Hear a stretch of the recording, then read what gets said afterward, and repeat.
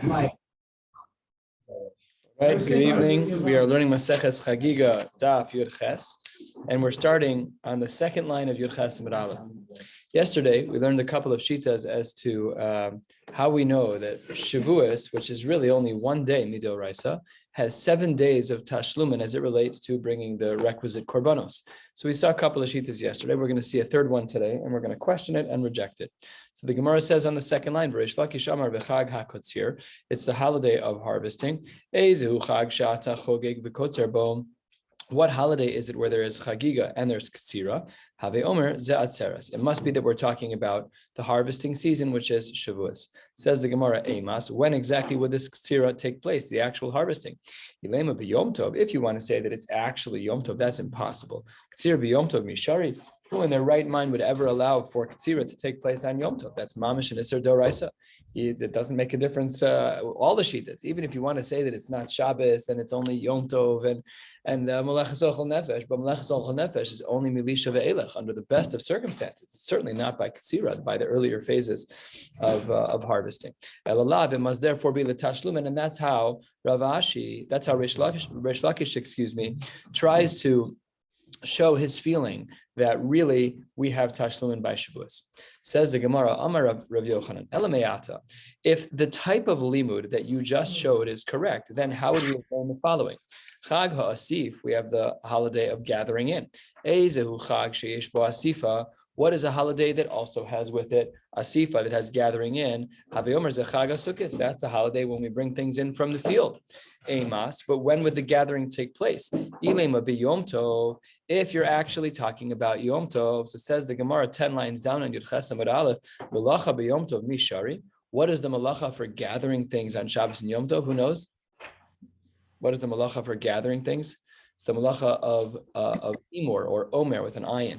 That's gathering things in. That's not allowed. And if it's b'makom gidulan, it's an isser doraisa. That's what the Gemara Maseches Shabbos says. So therefore, it can't be that on Chag HaSukkos that you're actually allowed to gather things. Ella, it must be b'chulol shamoed. It must be that we're talking about chol hamoed. And what do we see from there? That there's some type of gathering that's allowed on chol hamoed. Asks the Gemara, chulol shamoed mishari. Is that right? Are you allowed to do malacha during Chol HaMoed? So it says the Gemara, implying very strongly, because it doesn't answer this question. Clearly, you're not allowed to do that. There is Isser Malacha on Chol HaMoed, and we're going to spend a lot of time talking about that today. So the Gemara says, Ella, it must be Chag HaBa Bizman Asifa. There's no way to understand the phrase of Chag HaAsif other than to say it must be Chag HaBa Bizman Asifa. So Hachanami, the same pasuk that Reish Lakish is using of Chag HaKotzir to try to learn out Tashlum, and no, we should be learning it as a seasonal drasha, just like we did by Chag HaAsif. Just like Chag HaAsif is talking about Bizman Asifa, it's at a time when we gather things in. So too, Hachanami, it must be Chag HaBa Bizman Ktsira, and therefore we reject the answer of Reish Lakish, who tried to learn the pasuk in a certain style, but that certain style of learning where he tried to be overly specific and the wording was incorrect. And you cannot learn that there's a din of 7 days of Tashlumin by Shmini Atzeres, 7 days of Tashlumin by Shavuos from the pasuk of Chag HaKotzir. Now the Gemara then says, Michlal, what is implied from here is that Tarvaihu Svirlahu Dechulo Shalmoed Aser Be'asiyas Malacha. What seems very clear is that both the drasha of Reish Lakish and Rav Yochanan, they both seem to be of the opinion that Chulo Shalmoed is Aser Be'asiyas Malacha. Just to say out of the gates with a lot of clarity, there is a status of Isser Malacha on Chol HaMoed, a very difficult area of halacha. There is an art scroll book on this that we are obligated to know and understand. It is very easy to violate halacha on Chol HaMoed. We have categories of heter, as we've learned about in Maseches Moed Katan, which was all about Chol HaMoed, but yes, there absolutely is a status of Isser Malacha. There's a machlokas in the Rishonim. If the Isser Malacha during Chol HaMoed is Nisr Dorais or Nisr Derabanan, that's a machlokas Rishonim, but one should be very, very careful with being flippant about halacha during Chol HaMoed. Anyways, why is that we should be so careful? How do we know that there is an Isser of Malacha of some kind during Chol HaMoed? And the Gemara gives a few answers. Here's answer number one, the Tanu Rabbanan, there's a brisa. Eschaga matzos tishmor shivas yamim. You're supposed to keep the holiday of matzos for 7 days.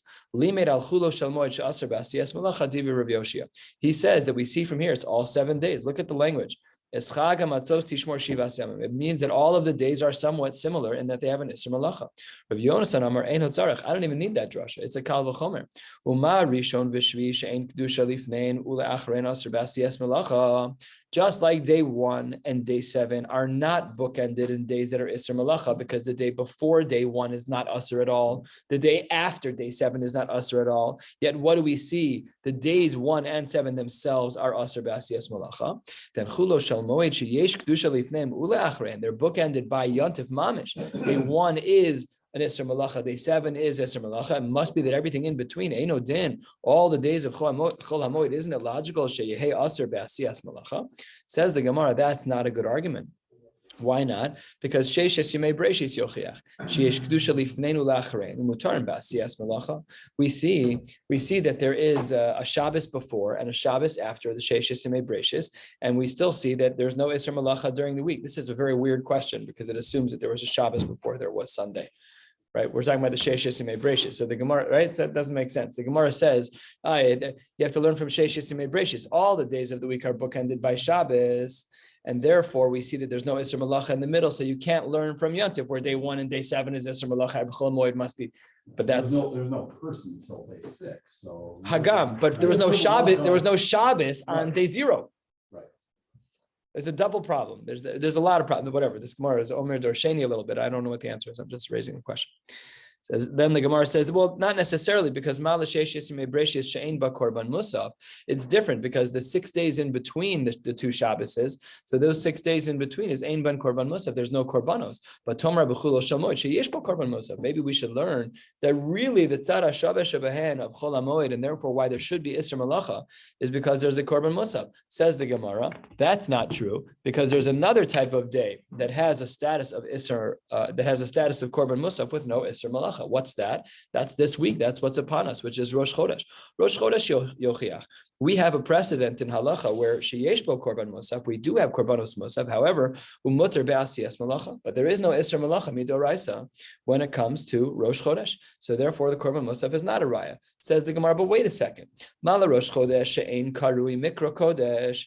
We don't have the status of mikra kodesh when it comes to Rosh Chodesh. That's reserved for days that have a status of Yontif, which Rosh Chodesh does not. Tomer b'chulo shomon shekarui mikra kodesh, and ho v'kari mikra kodesh din hu she'aser be'asiyas malacha. So that's approach number 1, is that it's logical that because it says mikra kodesh by Chol HaMoed, therefore we should assume that there's some status of iser malacha when it comes to Chol HaMoed. This brisa is not clear as to what the scope of the Isser Malacha is on Chol HaMoed. If we were to stop with this brisa here, we would assume halacha l'maisa that all of the days of Chol HaMoed are categorically Asr b'Malacha, seemingly with no distinction from Yom Tov to Chol HaMoed. That's how we would have concluded here, but don't worry, because there are more brisas to learn, one of which matches our common practice. 2/3 of the way down, Yud Ches Amud Aleph.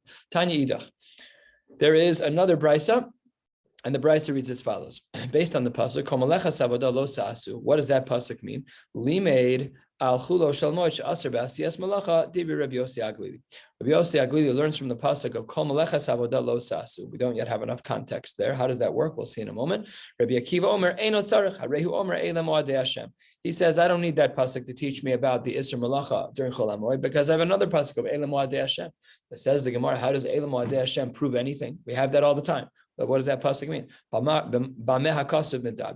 is the pasuk speaking about when it says Eila Moadei Hashem, that these are the holidays? These are the times that we get together with Hashem. In Berishon, if you want to talk about the first day of the holiday, Harei Kvar Ne'amar Shabbaton. We already have the word that indicates that that day has an Isser Malacha status. In B'Shvi, if you want to say it's talking about the 7th day, Harei Kvar Ne'amar Shabbaton, we also have a word over there that indicates that. So what's left? We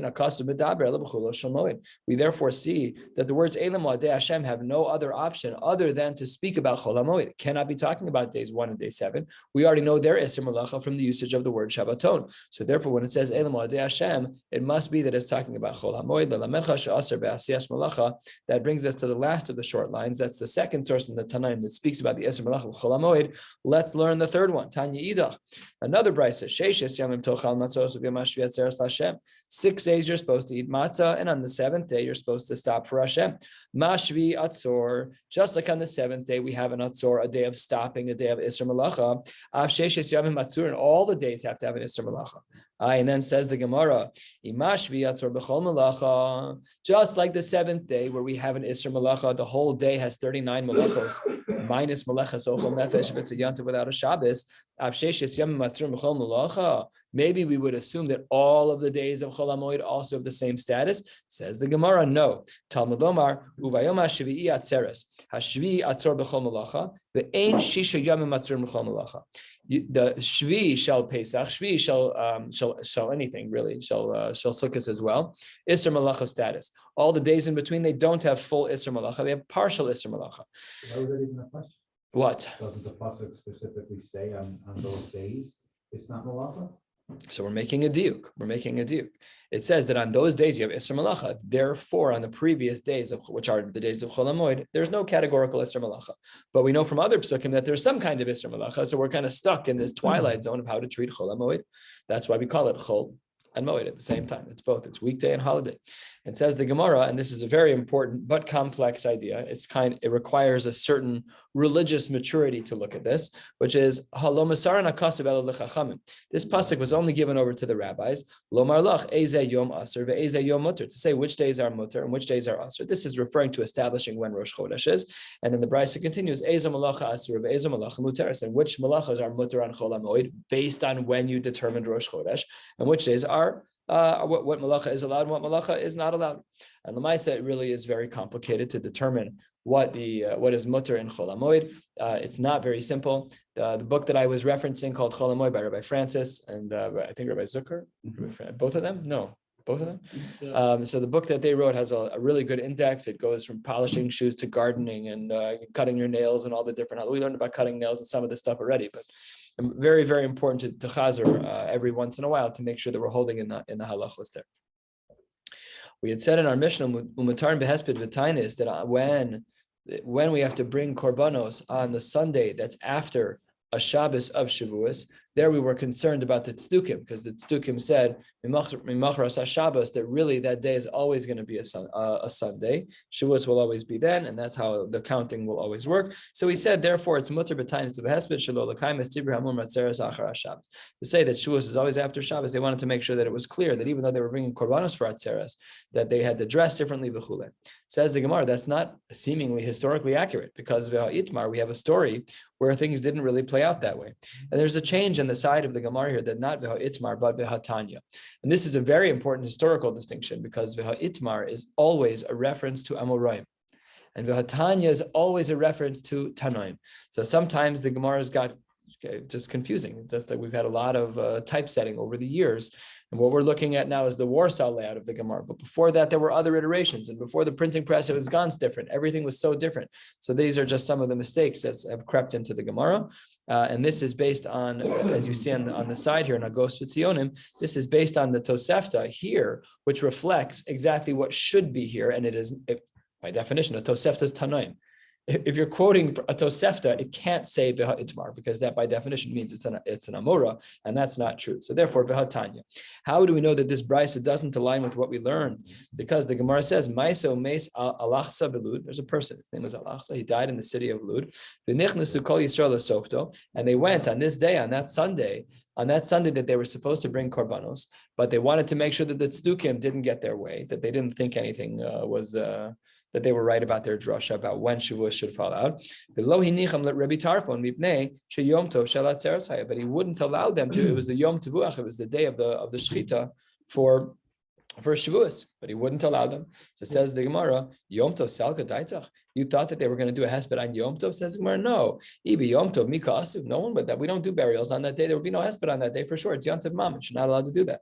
It was the day that the korbanos were supposed to be brought. So that's a kasha, because our Mishnah says that we were allowed to change the rules to prevent the tzdukim from thinking that day was Shavuos and that they really learned the psukim right. We wanted to prevent that, but Rabbi Tarfon stopped it. So says the Gemara, Lo kasha, kan be Yom Tov shechal yos achar Shabbos. One is talking about when Yom Tov Taka falls out on Sunday. There, that's what our Mishnah is talking about. That's when we have to make sure that we offset the thinking of the tzdukim. However, kan be Yom Tov shechal yos b'Shabbos. There's a discussion as to what this means. Does it mean b'Shabbos here means during the week, a regular weekday? Or no, does it mean that Shavuos actually fell out on Shabbos? A discussion here. But anyways, that's how we solve between our Mishnah and the statement of Rabbi Tarfon. And that brings us to a new Mishnah about Tuma Vitara, favorite topic in Shas, I'm sure, which is trying to understand a little bit about the mitzvah of Netilas Yadayim, which we're going to speak about briefly tonight, and also the mitzvah of washing our hands for fruits and vegetables. It's actually the din in Shulchan Aruch that when one eats vegetables and or fruits that are wet, with any of the Zayin Mashkin, which has the acronym of Yad Shach Adam, the halacha is you have to wash Netilas Yadayim below bracha. However, the Gra is of the opinion that you even make a bracha when you eat vegetables. So I was like spacing out. There was a jar of olives on the counter the other day, and I reached in, made a bracha, and ate it. I'm like, oh, I really should wash my hands. So the poskim say you could also just use a fork. So I grabbed a fork, and then I didn't wash my hands. But that is the din. The din that we do on Pesach. Oh, why are we all washing on the vegetables? Because it's halacha, not because it's the Pesach Seder. We should always be washing on vegetables that we're eating barehanded that are wet, just without a bracha. So my first cousin Isaac Rice, he holds of all of them in Hagam of the Gra. He makes a bracha b'shem Malchus Asher Kedushan b'mitzvah Savat Tzivon on Tilas Yadayim. The Gra held that the Gzeira, the takana of washing the Tilas Yadayim on wet fruits and vegetables, is the same din as it relates to the din of bread, which we're going to see on this page. The Gra has a marmakom on this page. So if you wash for bread, what about fruit and vegetables? No, that one is bichlal, the other. One is counted for the other. Your hands are already tahor. That's correct.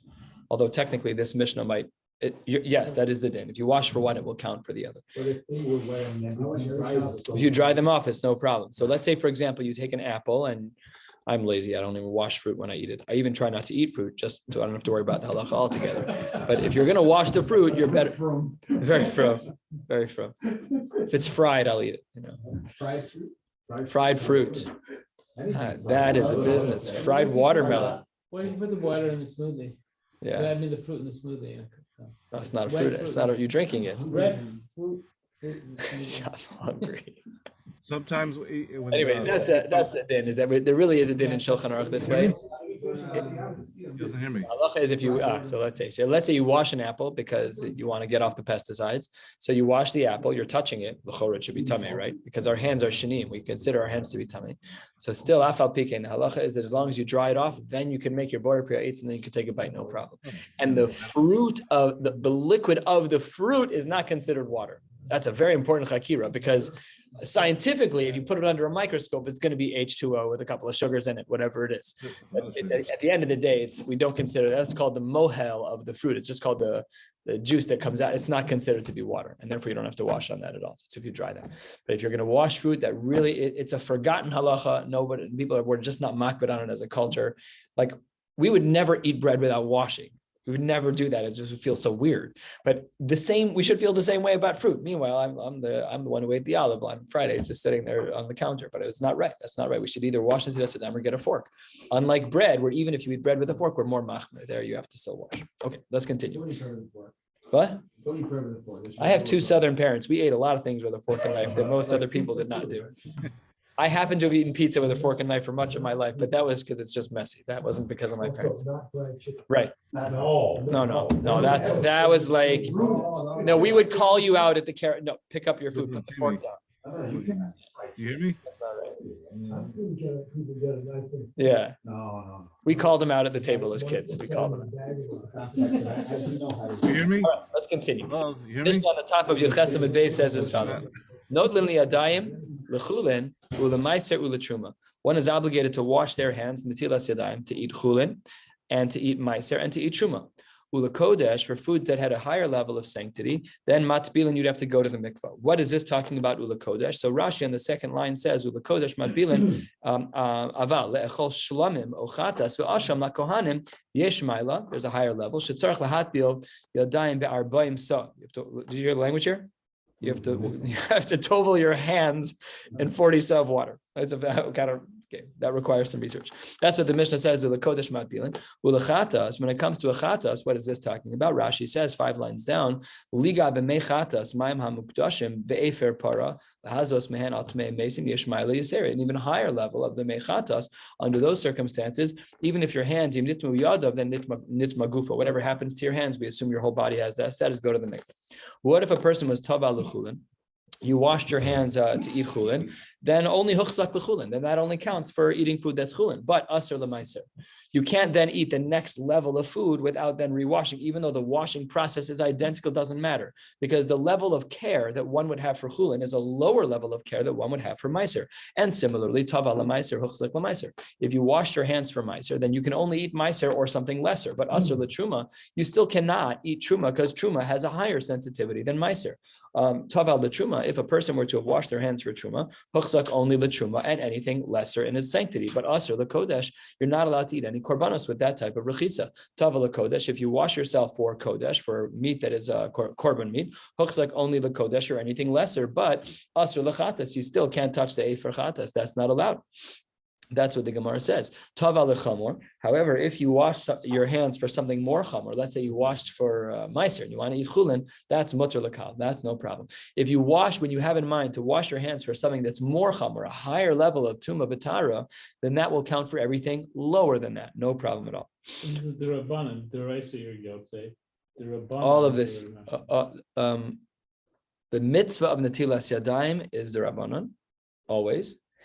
Because in some cases of Tuma D'Oraisa, like by Truma, you have to wash your hands.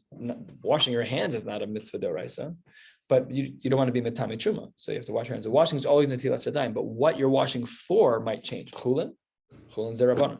Meiser is probably D'Rabbanan. Truma is probably I don't know all the din. I'm just saying that there's a distinction to be made. But the Netilas Yadayim is always, to my knowledge, maybe not the ones in the Beis Hamikdash on Yom Kippur, like those rechitas are probably different level. But here we're talking about eating. It's also hands and feet. So. Right, it's also true.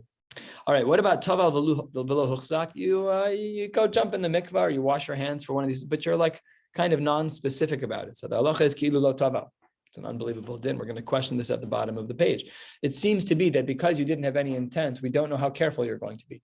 And if you're not going to be careful, then what can you eat? Nothing, because we don't know how careful you are. We don't know why you went to the mikvah, or we don't know why you washed netilas yadayim. The Mishnah continues with Tuma V'Tara, also looking at things in the gradations of severity of Tuma. Bigdei Am Ha'aretz Medris L'Prushim. When it comes to clothing that came from an Am Ha'aretz, we treat it as a Medris, we treat it as Tumas Medris, that a Nida sat on it or a Zav sat on it when it comes to Prushim, to people who are Talmidei Chachamim. What about Bigdei Prushim? That's Medris La'ochlei Truma. A regular Talmud Chacham, so his garments, we treat them as Medris for someone who wants to eat Tuma, because Truma is a higher level than Stam Achila. Bigdei Ochlei Truma. What about the clothes of those who are careful for Truma? Well, they're careful for Truma, but Medris L'Kodesh, they're going to be treated as Tuma for Kodesh, because Kodesh is a higher level of sanctity and requires more care. Bigdei Kodesh, Medris L'Chatas. And the same is true as well, that Bigdei Kodesh, at the clothes of someone who was makbid on Kodesh, he's going to eat korban meat, but still, because the level of a chatas, the liquid of the mechatas, is so holy, so therefore, we view the garment of the Bigdei Kodesh to be a Tumas Medris, as though a nida sat on it, as it relates to a chatas. And how sensitive was this halacha? We'll just see some halacha l'maisa cases of people who were great. Says the Gemara toward the end of the Mishnah, 12 lines down or so, Yosef ben Yoezer haya chassid shebekahuna. He was the most pious of all of the Kohanim. Doesn't make a difference. Baisamit pachto, medras lekodesh. Doesn't matter. Because he wasn't involved in the Kodesh for whatever reason. Therefore, his mitpachat his garment was always treated as tumas medras. And as well, Yochanan ben Gudgada, haya ochel im taros hakodesh kol yama, baisamis pachto, medras lechatas. Same. He would eat all the time. He would eat food that's Kodesh all the time. But it doesn't matter, because if your brain is focused on one level of Kedusha, you can't then eat another higher level of Kedusha without a new level of Kiddush Yadayim. You have to make sure that you're actually properly clean. Otherwise, we don't assume that you have done well. Good. Says the Gemara, Chulin u'maiser mi bo netilas yadayim. Our Mishnah at the top of the page, top line. That's the top line of the page. Says the Gemara, that's not so simple. Or minhi, we have a conflicting Tanaik source. If a person who is not supposed to intentionally eats truma and bikurim, they're chayav misa. If they do so inadvertently, the chomesh, they also have to pay a fifth consequence. No non-kohanim can eat it. Kohen, they're actually property of the Kohen. They're treated in such a way where they're batel 1 in 100 as is truma. And before you eat them, you have to wash your hands. And if you become tamei, you can't eat them until you have hair of shemesh, until even after you go to the mikveh, the sun sets on the next day. And here's the kicker. So that seems to be very clear that this brisa doesn't agree with our Mishnah.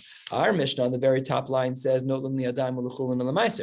this Mishnah says, nope, that we don't have any netilas yadayim. So the Gemara says halfway down, kasha meiser, kasha chulin achulin. Very good question, because the Gemara says in our Mishnah clearly black on white you should wash on chulin and meiser, but not true in this brisa. So the Gemara gives an answer for each part. Bishlama meiser meiser lokasha. Really, there's no problem with meiser because one Mishnah could be talking about one man de amar and another can be talking about another. Harib meir b'harabanan. Ditnan kol haton bias ma'imi divrei sofrim. Anything that is tame only on a derabanan level. Still, metame es hakodesh uposel es hatruma. That is the halacha that in such a case that even though it's only tame midrabanan, the halacha is that it would be metame kodesh, it would ruin korbanos, and posel truma, it would make truma puzzle. Umutter lechulin ulemaiser, and there would be no halachic issues with chulin and meiser. That's Divrei Reb Meir, no need to wash. The chachamim osrim b'meiser. So we see a distinction between Reb Meir and Reb Yehuda, Reb Meir and the chachamim in regards to meiser. That would explain the difference that we see between our Mishnah and the Mishnah quoted in the Brisa, the Brisa quoted in the Gemara. Elachulin kasha. But we still have a difficulty with the conflicting sources of our Mishnah and the Brisa brought in the beginning of this Gemara, where our Mishnah says you do wash on chulin and the Brisa says you don't. Says the Gemara, lo kasha, kan be'achila, kan be'negia. Very different. If you're going to eat, then you have to wash. If you're just going to touch the food, you don't have to wash. Okay. With the food? What? So it seems like you can play with the food. Not at my table when I was growing up, but yeah. We started with no soda bottles on the table. You couldn't play with your food. Wasn't even an option. But yeah, in theory, you could play with your food, no problem. Chulin meiser doesn't make a difference because according to this, it's only about achila and it's not about negia. That's what the Gemara says. But Maskifla Rav Simi, about 12 lines from the bottom of the page, Rav Simi Bar Ashi says, Ad kan lo pligi rabbanan alei de Rab Meir ela be'achila de meiser. The only time that the Chachamim argued on Rab Meir was about eating meiser. Aval, seemingly, the answer that we just tried to give, the distinction between achila and negia is not true. Aval benegia de meiser uve achila de chulin lo pligi. There is no machlokes about touching meiser or about eating chulin. Everyone agrees that the halacha is there. So therefore, the Gemara says you're right.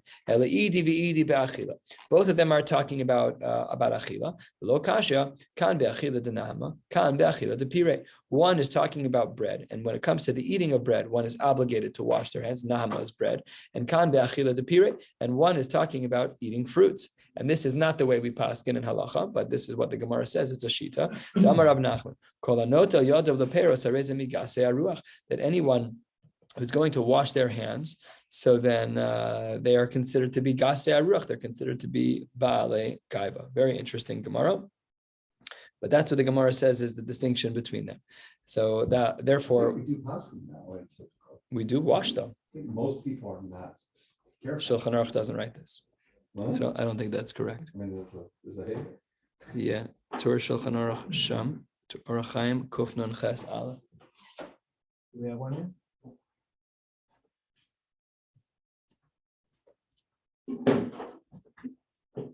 What was trying to say. If somebody said that's for washing for pharaohs, that's the exact opposite of what they were trying to say, isn't it? Yeah. Yeah, so I think at the end, we really don't wash for pharaohs. On Pesach, that's the reason most of us do. What is this? Kufnan Tes. Oh, it's Sif Hey. Looking in the wrong place. Here we go. Yeah, so here's what the Shulchan Aruch writes. This is in Hilchos Netilas Yadayim and Orach Chaim Kufnan Ches Sif Hey. Hanota Yadav Leperos Harei Zemi Gasei Haruach. A person who washes their hands for fruits, they are considered to be Gasei Haruach, which is effectively Baalei Gaiva. As the Rama, the Dafka Shenot Lan B'Toras Chiyuv. That's only if they equate it with Netilas Yadayim for bread. Aval Im Not Lan Mishum Nekios Shelo Hayu Yadav Nekios Mutter. Then he says it's mutter. But that's very interesting because you are correct. That yeah, but this is not. I don't know how they get around this exactly. I don't know.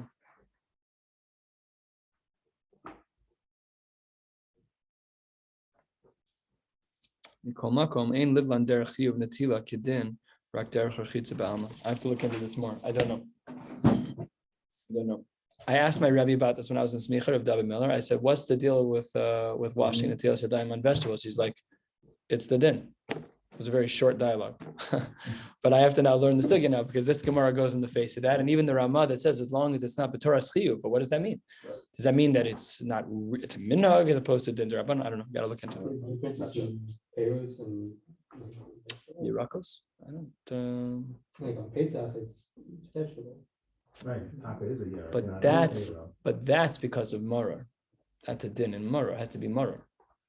That's not, or karpas, whatever it is. But Right. they're dafka vegetables. Yeah. That's a din in Pesach. Yeah, but that's a din in Pesach. Between bread and peros. Right. Peros, I assume, includes your I have to look it up. I'll let you know. Let's learn the last sugya. We have plenty of time, but still let's learn the last sugya. Tana Rabbana, we had said that Hanotel Yadav Niskaven Yadav Tahoros, that if he had kavana, that his hands are pure. Lo Niskaven Yadav Tmeos. If he doesn't have kavana, then his hands are tummy. V'chein Amatbel Yadav, someone who does tvila with his hands. Niskaven Yadav Tahoros, Lo Niskaven Yadav Tmeos. Seems to be connected to your intent. If you have intention, it's great. If you don't have intention, it's not great. V'atanya Ben Niskaven Ben Lo Niskaven Yadav Tahoros. It seems to be that there's a brisa. Not seems to be. The brisa says very clearly that your kavanah is irrelevant. Amar Rav Nachman lo kasha kan l'chulen kan l'maiser. It depends. When it comes to chulin, we don't care what your kavanah is. Chulin is the bottom of the totem pole when it comes to tuma by netilas yadayim. So we don't care what your kavanah is.